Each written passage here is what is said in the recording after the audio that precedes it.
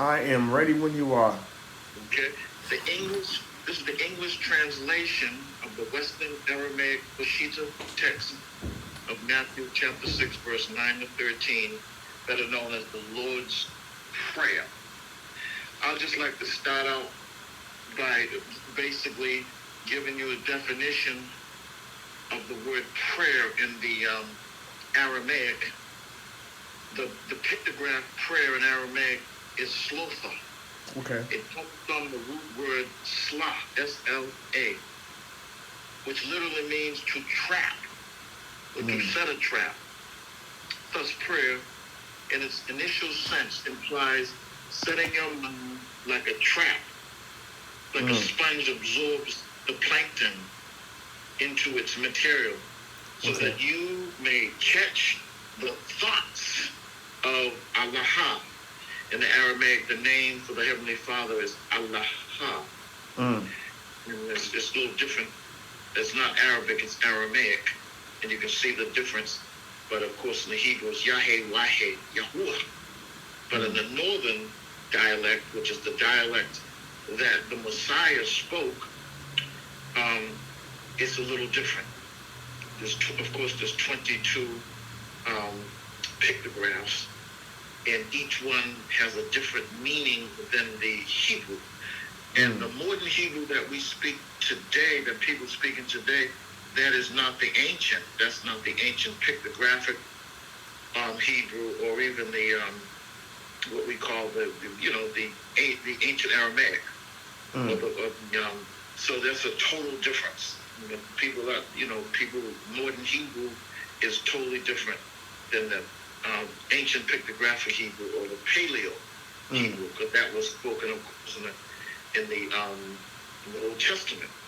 And of course, when the Messiah walked the dusty streets of Palestine, all those northern Israelites, they spoke the lingua franca of that day was the what was better known as the Palestinian Aramaic.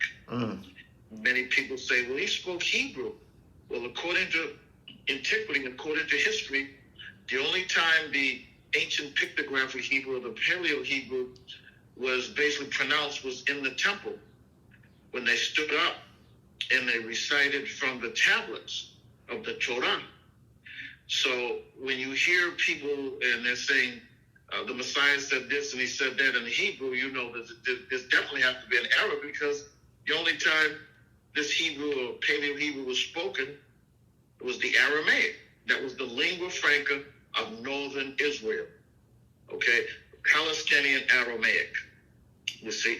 And another thing is, they don't use the term words. Of course, that's the 3rd century mindset. Clitoris, he was a metaphysician, philosopher. You see, he came up with logos, rhema, and people, they, in these divinity schools, they teach all this logos and rhema, and, and the thing about it is, this is from a Greek metaphysician, okay, who believed in the Big Bang Theory. Okay? He believed in the Big Bang.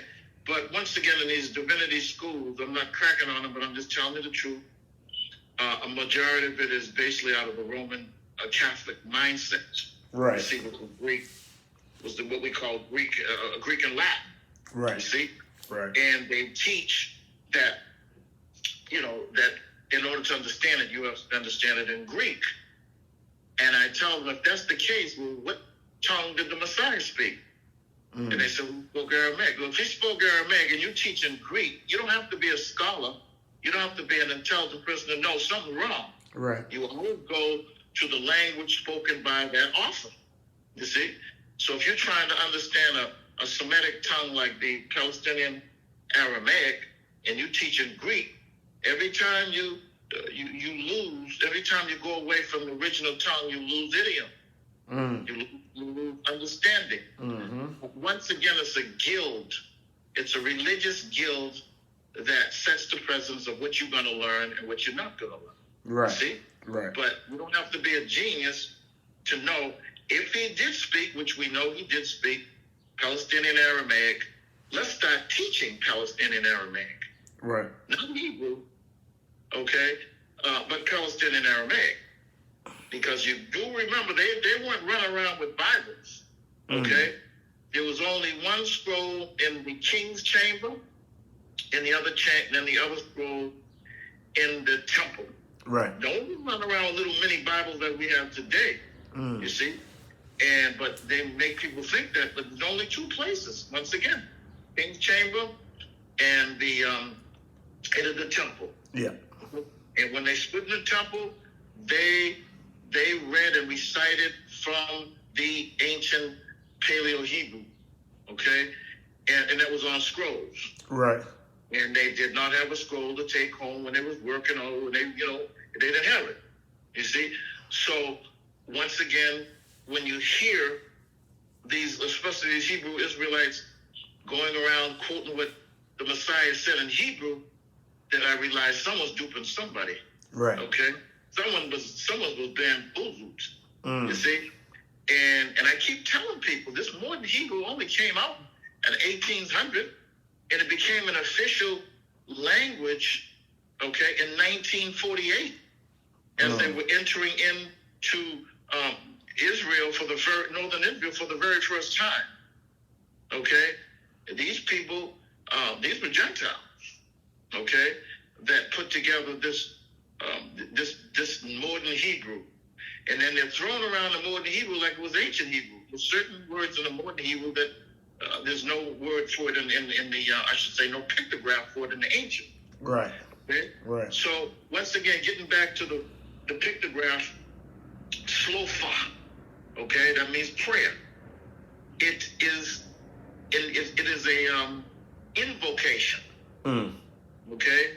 Meaning you're tripping the thoughts of the Almighty. That means you being quiet, okay? This is not dialectic, this is monolectic. In other words, Wayne Goodman gonna be quiet so he can receive, okay? Slow up. He can track the divine thoughts, the Ruha Dagusha, the spirit. He can trap it, you see? But if I'm speaking, that's not monolectic, that's dialectic. Two people speaking at the same time, that's incorrect and it's improper. You see? So if I'm decreeing or worshiping, that is that is different. Okay? That is an evocation. Okay? There's a difference. Someone say, Wayne, pray for me. No. If I'm praying for you, that means I gotta be silent. Because it's slofa. It's an invocation, not an evocation. A decree and a request, those are evocations. You're not trapping, you're sending something out. Okay? You're evoking, you're not invoking. So we have to understand. Someone will say, well, Wayne, in the Greek, it's not that way. You are absolutely correct, because we're not dealing with the Greek. Total different mindset. In the Greek, there's the genders are totally different. You see? Totally different. And total different pictographs. Totally different. See? So people, they're not taking time to think. They're not taking time to study. Okay? They'll rattle up in the mouth. The first thing I'll ask any theologian, what tongue did the Messiah speak? This Aramaic. Why are you teaching and giving degrees in the Greek, in the Latin form? Okay? You don't have to be a genius, just a little common sense to know someone's duping somebody. Right. Okay? Someone's cable towing somebody. You see? So the point, and I emphasize the point, is when someone said, Brother Wayne, would you pray for me? What you're trying to say is, Brother Wayne, would you decree or request unto the Father for me? If I slakuma pray for you, that means I'm silent. Right. I'm just going to receive. I have to receive, but I can't request. Right. You see? And so I'm going to start it out, and first in the Aramaic, and then I'll break it down in the English. But in the original tongue, again, ahum is talking about our Father, personal, Daddy. It's in other words, I'm saying daddy, father. When I say ahum, I'm saying daddy. It's personal. Okay? This isn't distant. Oh, this ain't distant love. This is personal love. Ahum. Dehwash Shamaya. Okay? Nish Nadi Shamak Tate Nelkuta Nahwe Sehwayana Akana Dewashamaya Bahra Howling Lahma Lakayan Yahmahna Washwaklan Habin Akana Dap Hakon Shakwan Ahewin Wahla Taklan Lanishuna Illa Person Min Bishna Meto Delikwe Melkurta Wahla Wish Bofa La Alam Amin. Okay, and then breaking it down into English, I'm basically saying, once again, daddy, father, personal, ahum, daddy, father, who is everywhere, meaning the shamayim, the heavens. Okay, so when I say shamayim or heavens, I'm talking about what's in the heavens. The third was in the Alpha was out in heaven. This is not we're not talking about the second or the third. We're talking about I'm sorry, not the first or second, we're talking about the third. Yeah. Okay. So when you use the term Shahmahim, heavens, you're talking about the executive actions of the angels. Okay, that's the third heaven, because everything that's going on is administrated from the Father. So there's so much angelic activity in heaven. So when you say Shamayim in the heavens, you're addressing the heavenly angels. Because it's just not space, there's action going on, direction from the Father. You see? And of course, holy be, meaning the word holy is proper. Gusha being proper. Okay, everything's done properly and in order. Your name, and his name in Aramaic is Allah. Okay, Allah, the Almighty. Let come, okay, your kingdom. Now that's Melkurtha. Kingdom means council. Okay, when we say kingdom, you're thinking of some kind of a English kingdom or some kind of a Walt Disney World or something. Fairyland, okay? But when you say Melkurtha, you're talking about counsel. You're being counseled by the Ruha Dagusha, which is the Holy Spirit. Okay? Let be your will. And the Aramaic is his will, a divine purpose. Lamana is divine purpose. Okay? It's miltha. Another word in Aramaic is miltha, is divine purpose. Even as, once again, in the Shamayim, in the heavens. And whenever you use that term, you're talking about angelic activity. Holy angelic activity. That's what's going on in the heavens. Okay? Also, on the earth. The earth, he's talking about Talma. Talma means Jah. It's the last pictograph in the Aramaic pictograph. Talma means Jah. Guess who the Jah is? His believers, his followers. Okay? Yeah. That's the Jah. Okay? So, in the last letter is Talma, Jah. Okay? There's no, in the Greek it's Alpha and Omega, but in the Aramaic it's Aleph Thelma, strong Jah. For we have this treasure in what? Earthen vessels. What's an earthen vessel? A Jah. Okay? Thelma, Jah. Give us, meaning provide provision, bread. Okay? That bread is dealing with all of our needs. Okay? Waka. Good health, good wealth, good prosperity, and good peace. For that day. Okay? For our needs. Not our desire, not our greeds, but our needs. Some people need more than others. Because if they're doing a specific work, Right.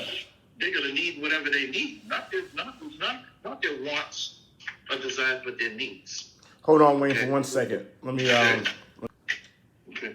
So I just love this because, and when we get to that portion, his desires, let your will, or when we get into Siwiana, it as in the universe, when you're talking universe, you're still talking heavens, you're talking the mission, function by the angelical beings. He's given his angels charge over you and I. Okay?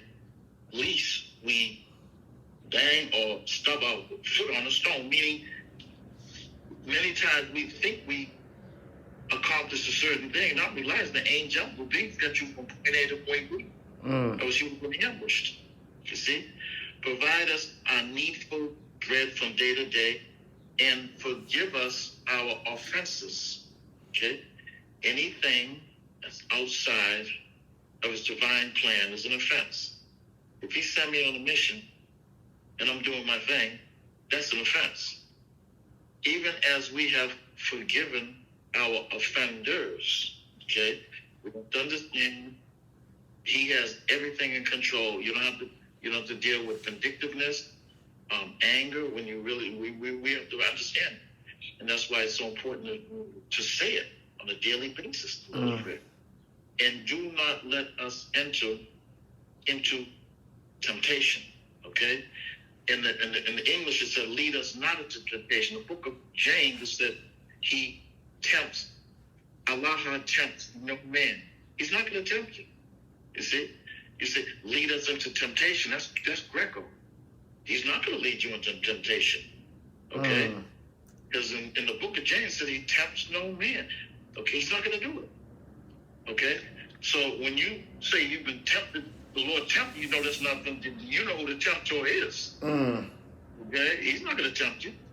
But free us from error. Okay? If we miss the mark, we're in error.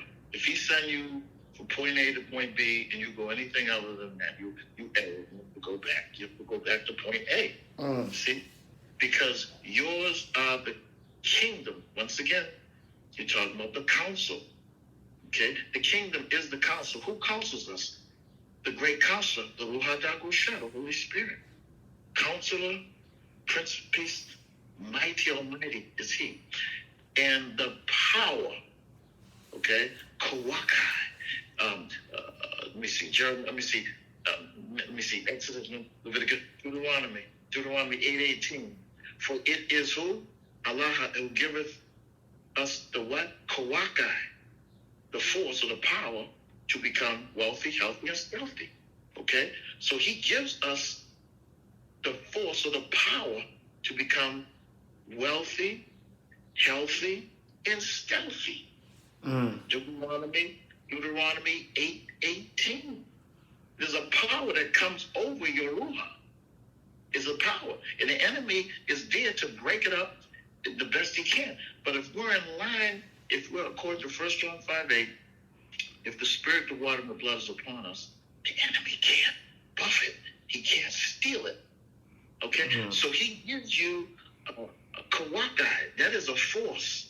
In the spiritual realm, it looks like a candle lit that's over you. Okay, literally, that's Kawaka. It's the force. It's a centrifugal force that he puts upon you in obedience.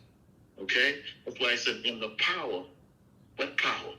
Deuteronomy 8:18. Okay, Allah giveth us the Kawaka of power to become wealthy. Okay.